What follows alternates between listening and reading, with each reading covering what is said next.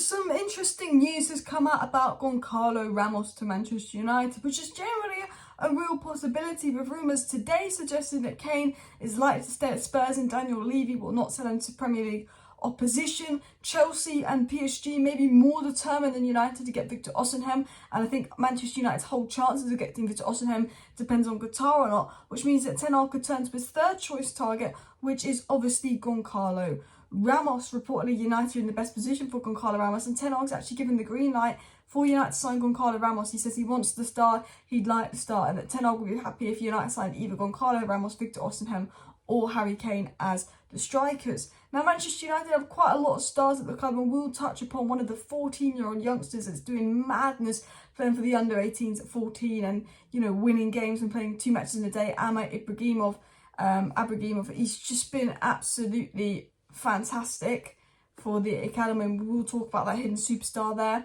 Then we have some stories on Frenkie De Jong. Apparently Barcelona looking to sell Frenkie De Jong if they get Gundogan in. Obviously, because of Barcelona's financial situation, they'll need to sell players to buy players. Even if De Jong doesn't want to leave, Barcelona could make him leave, and that if Barcelona do make him leave, the United the favourites to get him. Like, if he was going to leave Barcelona, it would be to United, but we know how in love De Jong is with Barcelona, and some other transfer stories. So let's dive right into the video. So please do smash that like button. Of course, subscribe down below if you're new. Of course, share the video. We've got lots to get into in terms of transfer news. I want to quickly start by talking about the youngster, Amir Ibragimov. I mean, he is just absolutely incredible. He's 14 years of age, and he played the other week against the Liverpool under-16s and scored the winner. And then right after the Liverpool under-16s game, he goes and plays in the Liverpool under-18s game where United get a win. He's 14, he's playing at the under-18s, he's almost getting into the under-21s. Before you know it, he could be playing in Premier League 2 at 15 years of age and potentially be breaking into the first team at 16. I mean, this guy is just an incredible talent. Him and Shia Lacey coming through in the academy at such young age is incredible. We've obviously got the likes of Kobe Mainoo and Garnacho at slightly older ages, but United have really got some hidden gems in the academy. And obviously, I think now we've got a manager like Ten Hag that can potentially utilise them. And I do think that will be exciting for the future. Obviously, Garnacho and Mainoo can start to make an impact now, but I think we've got an exciting future for the academy, and hopefully an exciting future for Manchester United with new owners coming in. It is March 31st today, and I did wait till quite late to record this video because there was meant to be some new owner news coming in, but it hasn't come in yet. But I do think in the next few days we're really going to get an update on Qatar, what's going on with the takeover, Sir Ratcliffe, etc., etc. With the financial reports coming out surrounding Manchester United, it's very obvious that the Glazers need to sell. They're not in a position where they can stay in. Actually, the club is not worth $6 billion. It's a crazy ass. It's a ridiculous price tag, and I do think they will be forced to sell, and I do think we'll get an update on that soon. Hopefully, it can hurry up because I do think Ten Hag's got plans, which we're going to get into. He wants Goncalo Ramos, he wants this player, he wants that player, but we can't actually do anything until we've got new owners in. We know what we want. He knows what he wants. We know we're going to go for, but you know we could fall behind if we don't get new owners in by the start of the transfer window. Our targets could already be snapped up. So that's something we need to look at. But let's get into the Goncalo Ramos news then. So it was said by Record Portugal that Benfica put €120 million price tag on Goncalo Ramos, and Chelsea, Real Madrid and Man United were in for the striker. So they were talking about €120 million price tag, but a lot of more reliable sources said, look, that's the release clause, but they'll probably take €100 million, which is around £80 million from Goncalo Ramos, which is quite pricey, but considering the inflation in the striker market, how much strikers go for these days, his age, and a lot of top clubs in need for a striker, it's almost a reasonable price just because strikers are so in demand, especially good ones. And Goncalo Ramos has been brilliant for Benfica. He was brilliant for Portugal at the World Cup. It was said today that Manchester United is the one that has shown the most interest in Goncalo Ramos. Ten Hag has given the go-ahead to his signing. His arrival in Old Trafford will depend on who the new owner is. The operation will be €100 million, which is £80 million. But the most interesting thing they said is Ten Hag has given the go-ahead to this signing. That apparently out of all the teams interested, Chelsea, Real Madrid and United have shown the most interest. We know Chelsea's number one target is Victor Osimhen. So I do think that, you know, Man United, and I think Real Madrid are more interested in Kane, weirdly. So I do think that United could end up with Goncalo Ramos. I do feel that maybe if we get Qatar, we can beat Chelsea to Osimhen, but they're determined to get him. I do think that we could, and I think Kane will be difficult to deal with, and I do think Goncalo Ramos is almost the most realistic. I think that Osimhen and Kane are wanted more, but I think Goncalo Ramos is the most realistic. Again, depends on the owners, but reportedly Ten Hag is given the go-ahead. Ten Hag said to United, go sign this player. I like this player. You know, I'll be happy for you to sign this player, which is an interesting report to come out, because if Ten Hag's given the go-ahead, then that says to me, once we've got new owners in, this could be someone we pursue. We were looking at him this summer, we're scouting him in the summer, And then obviously we were linked to him before the World Cup, and then after the World Cup we were seriously looking at him in January. Obviously we couldn't do anything because we didn't have the money, but I remember Romano saying that Goncalo Ramos is what United want. They see him as the ideal candidate. Goncalo Ramos has been someone we've been looking at for a good year. Recently, really looked at him before the World Cup, really looked at him in January when we wanted a striker in. And Goncalo Ramos is someone that Manchester United definitely want to sign. Ten Hag definitely wants, and I believe that. I believe that United generally, I could see United getting Goncalo Ramos almost more than Osimhen and Kane in a weird way. I think this is the one to keep an eye on when we get new owners in, because I think it being at Benfica willing to sell, it's not as complicated as Osimhen, it's not as complicated as Harry Kane. There's a release clause if worst comes to worst that you might have to overpay a bit for him. But I do think this is almost the most realistic target, and I think he'd be a fantastic player.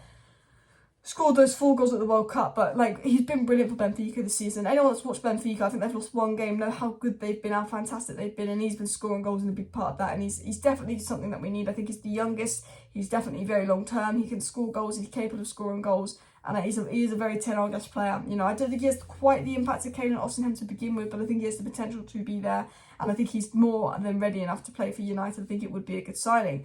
Now, my dream signing, and this signing that I don't know if we're going to get him or not, is Frenkie De Jong, and I know it thinking, here we go again, Frenkie De Jong, shut up Alice, I don't want to hear another story on Frenkie De Jong.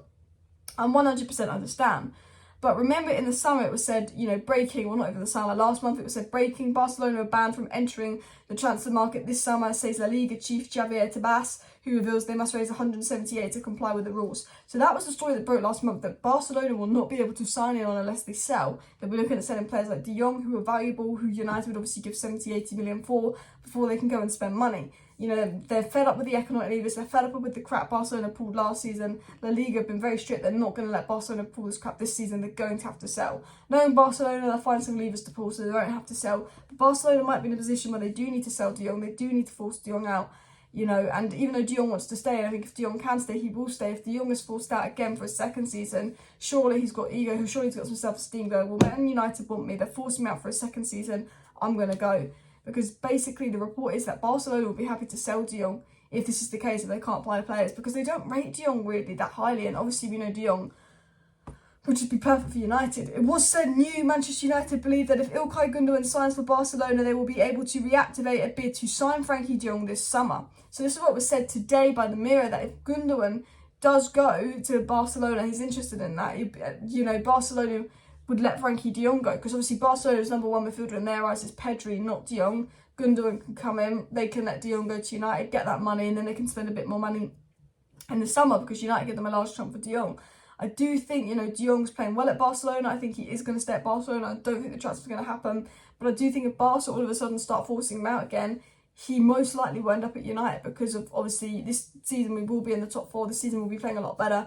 He's literally what we need, and as I've said, he's Ten Hag's ideal player. It was also said on Frenkie De Jong, Ten Hag's priority for Manchester United is a top-class centre-forward, but he also wants another pedigree midfielder with the likes of Frenkie De Jong, Jude Bellingham, Moises Caicedo, all on his radar. Ten Hag also admires Mohamed Kudus and Mason Mount.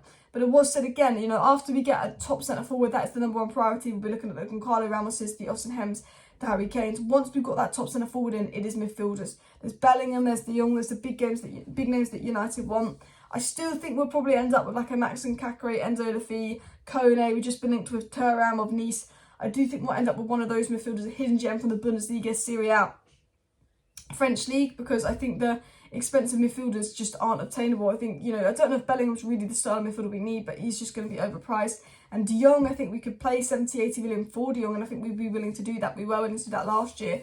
It's the question of, De Jong's made his stance very clear. He loves Barcelona. He wants to stay at Barcelona, so I can't tell you what our chances are of getting De Jong, but we know Ten Hag wants him, we know United want him, we know he's still a number 1 target, and we know that Barcelona will need to sell up, and that if Barcelona choose to sell up De Jong, then our chances are on. I think this De Jong situation stays in Barcelona's hands. It was said that Frenkie De Jong is not seeking a move away from Barcelona at the moment, though this could change towards the end of the season. So Jamie Jackson, who's a very reliable journalist, said that De Jong ain't looking for a way out of Barcelona. This could potentially change, though there's still chance for it to change, but as far as they're aware, De Jong loves Barcelona, and, we all know that as well. So as I've said with De Jong, I think it's more if Barcelona try and force him out of Barcelona, try and sell him. De Jong's mind could change.